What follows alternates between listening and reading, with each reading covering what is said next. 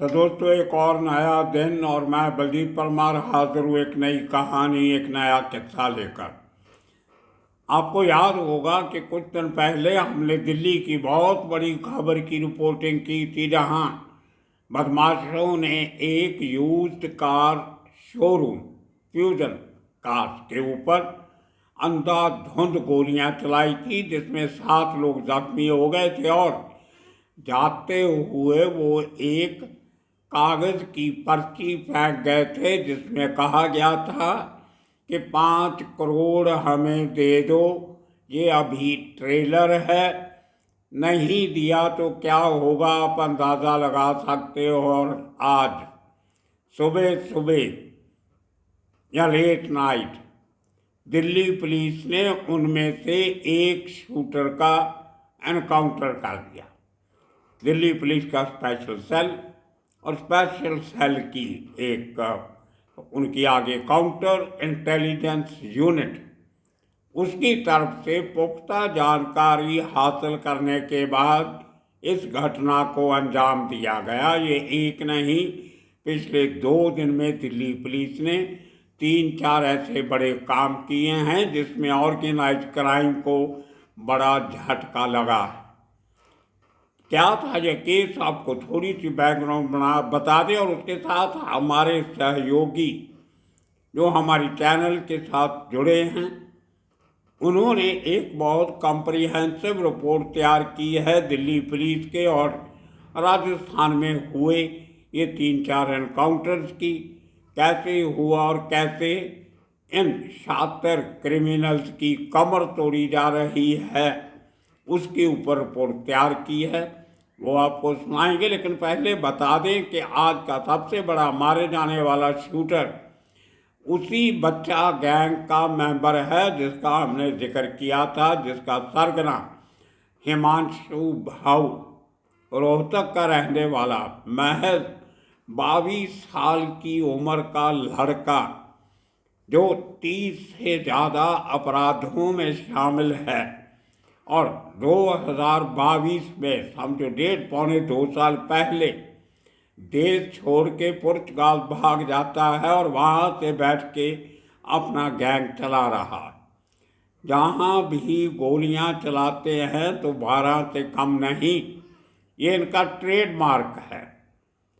जिस केस में एक लड़का दूसरा मारा गया, उसमें उसने 32 गोलियाँ चलाई थी। हमारे सहयोगी ने अपनी पूरी रिसर्च करके बताया। हरियाणा में एक ढाबे के बाहर एक आदमी को दौड़ा के मारा और 32 गोलियां चलाई। तो एक तरीके से इनकी मोडस ऑपरेंडी बन गई थी और दिल्ली पुलिस के लिए अंदाज़ा लगाना बहुत आसान हो जाता था कि इस किस्म की घटना को अंजाम किस गैंग ने दिया है। जहां 12 से ज़्यादा, मतलब 15, 20, 30, 40, 50 गोलियां चलती हैं तो दिल्ली पुलिस समझ जाती थी कि ये हिमांशु भाऊ के गैंग का काम है। और पिछले कई महीनों से दिल्ली पुलिस इनके ऊपर निगाह रख के बैठी थी और ये आदमी हिमांशु भाऊ, 22 साल का बच्चा, इसको दिल्ली पुलिस वाले बच्चा गैंग भी कहते हैं। इसमें सबके सब जो इस गैंग के जो मेंबर्स हैं वो 18, 19, 20, 21, 22 साल की उम्र के लड़के। इसके ऊपर जो टॉप 10 गैंगस्टर जो दिल्ली पुलिस ने अपनी लिस्ट में रखे हुए हैं, जिसमें कुछ उत्तर प्रदेश के जो दिल्ली एनसीआर में ऑपरेट करते हैं, कुछ राजस्थान के, कुछ हरियाणा के, कुछ पंजाब के, जो जिनका एरिया ऑफ ऑपरेशन एनसीआर है, नेशनल कैपिटल रीजन, वहाँ पे ऑपरेट करने वाले जो टॉप 10 की सूची है, उनमें से हिमांशु भाऊ एक है। कहा यह भी जाता है कि आज के दिन में वो number 1 the most wanted criminal है।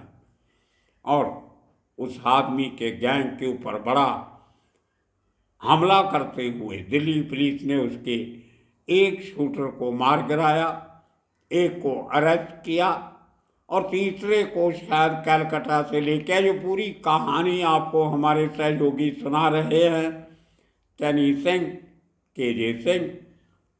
आगे आने वाले दिनों में आहिस्ता आहिस्ता अगर उनको मंजूर होगा तो बहुत सारी जिम्मेदारियां उनको देते रहेंगे। कुछ और एक्सपेंशन प्लान्स भी हैं हमारे हिंदी चैनल के। इसको OTT प्लेटफॉर्म पे लेके जाने की बात भी चल रही है। उसके लिए काफ़ी समय लगता है, प्लानिंग लगती है। आपके साथ समय आने पर शेयर करेंगे।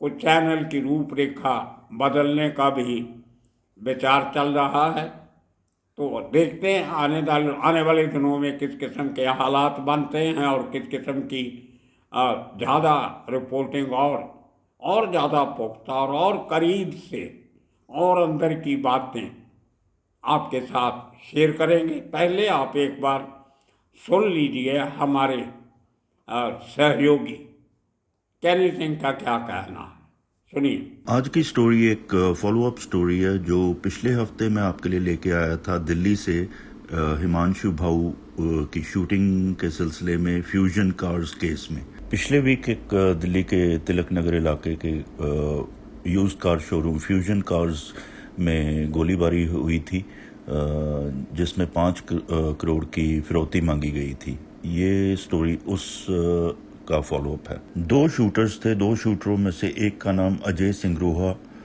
उर्फ गोली था। थर्सडे नाइट को दिल्ली पुलिस की स्पेशल सेल यूनिट की काउंटर इंटेलिजेंस यूनिट ने एक इनकाउंटर किया, जिसमें एक इनकाउंटर था जिसमें 2 शूटर्स शामिल थे और उनमें से एक की इनकाउंटर में डेथ हो गई, जिसका नाम था अजय सिंगरोहा उर्फ गोली। इंसिडेंटली मार्च 10 इस साल को ये मेन अक्यूज था, शूटर था, जिसने मूर्थल में गुलशन ढाबा पे एक बिजनेसमैन में पे 32 गोलियां चला के उसका मर्डर किया था। दिल्ली पुलिस को एक टिप ऑफ मिली थी मार्च 16 को कि अजय जो रेजिडेंट है रोहतक का, वो दिल्ली के आउटस्कर्ट्स के खेड़ा खुर्द विलेज में आने वाला है। थर्सडे नाइट को 11:30 बजे रात को गोली को एक होंडा सिटी कार में पुलिस ने देखा और उसे सरेंडर करने को कहा। ये इंसिडेंट है सेक्टर 29 रोहिणी दिल्ली का। सरेंडर करने की जगह उसने फायरिंग शुरू कर दी पुलिस पे और पुलिस ने इन रिटेलिएशन फायरिंग में उसकी डेथ कर दी। तो ये इनकाउंटर यहाँ पे खत्म हुआ। दूसरा जो उसका एक्यूज था उसके साथ में था, उसको पुलिस ने अरेस्ट कर लिया है। गोली को हॉस्पिटल लेके जाया गया, लेकिन उसकी on the spot he death हो चुकी थी। जो शख्स उसके साथ था उस समय होंडा सिटी कार में, उसका नाम अभिषेक AKA चूरन है।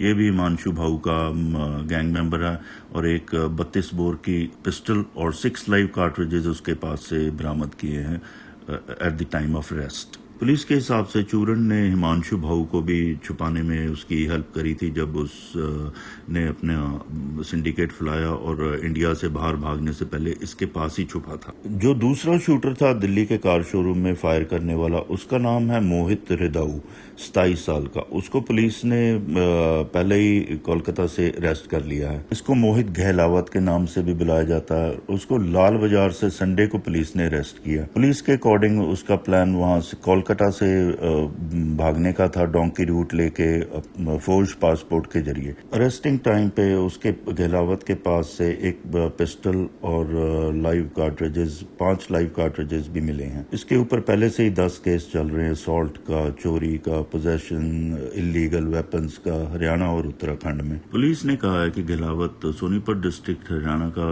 एक रहने वाला है और एक्टिव मेंबर है हिमांशु भाऊ और साहिल रितोली गैंग का। ये रितोली गांव से बिलोंग करते हैं, हरियाणा के डिस्ट्रिक्ट रोहतक से, और इस समय both of them are in California, United States, और वहां से अपना सिंडिकेट चलाते हैं। जब इन्होंने फायरिंग करी शोरूम पे तो उसके बाद 5 करोड़ की फिरौती मांगी गई और इन्होंने जो कार शोरूम का मालिक है मिस्टर मलिक, उसके ड्राइवर को एक स्लिप दी एक्सटॉर्शन की उस पे नवीन बाली, भाऊ गैंग, नीरज फरीदपुरिया का नाम लिखा हुआ था। पुलिस के अकॉर्डिंग ये सब गैंगस्टर्स पंजाब के फेमस दविंदर बम्बिया ग्रुप्स को बिलोंग करते हैं और दविंदर बम्बिया गैंग का जो मेन राइवल है वो है लॉरेंस बिश्नोई, कपिल सांगवान, काला जिठेडी और दीपक बॉक्सर। दिल्ली पुलिस ने एक अनरिलेटेड डेवलपमेंट में क्राइम ब्रांच दिल्ली पुलिस ने सागर शंकर, 20 साल का सागर शंकर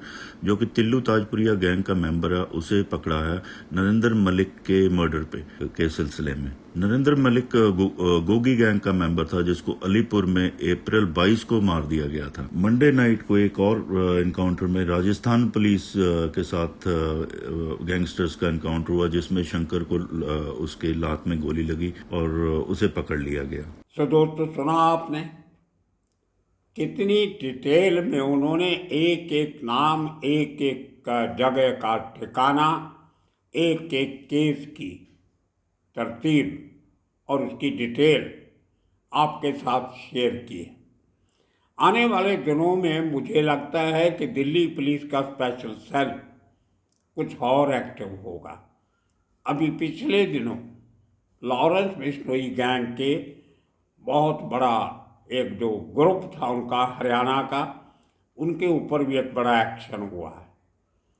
और कुछ जो चेंजेस NIA में हुई हैं, नेशनल इन्वेस्टिगेटिव एजेंसी में, जिसके मुखी जो है पहले रिटायर हो गए थे, दूसरे नए मुखी आए हैं, उनका काम करने का तरीका बहुत अलग और सजग है, बहुत बढ़िया तरीके से काम करते हैं।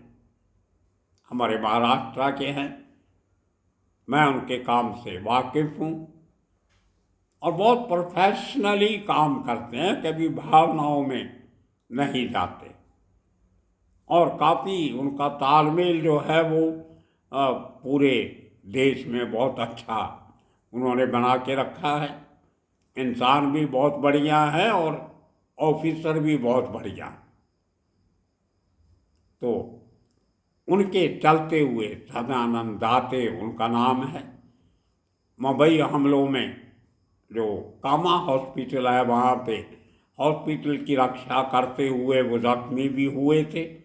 हैंड ग्रेनेड फेंका गया था उनकी ऊपर अजमल कसाब और उसके साथी की तरफ से, लेकिन उन्होंने अपनी जान की परवाह नहीं किया, लेकिन हॉस्पिटल के मरीजों को बचाने के लिए इन कातलों का पीछा किया, खुद जख्मी हुए और उसके बाद उनको महाराष्ट्र की जो क्विक रिस्पॉन्स टीम है उसके मुखिया बनाए गए और उन्हें बहुत बढ़िया टीम तैयार की है। जब जो उनके बाद हमारे एक और बहुत आला ऑफिसर सुखविंदर सिंह जो उसके बाद क्विक रिस्पॉन्स टीम के मुखिया रहे, उन्होंने भी उस काम को आगे बढ़ाया बखूबी। तो ये एक कंटिन्यूअस प्रोसेस होती है पुलिसिंग की। एक ऑफिसर आता है, चला जाता है, दूसरा आ जाता है, फिर तीसरा आ जाता है, लेकिन जो काम करने का तरीका, एक डेडिकेशन, एक कंटिन्यूटी रहती है वो कायम रहती है।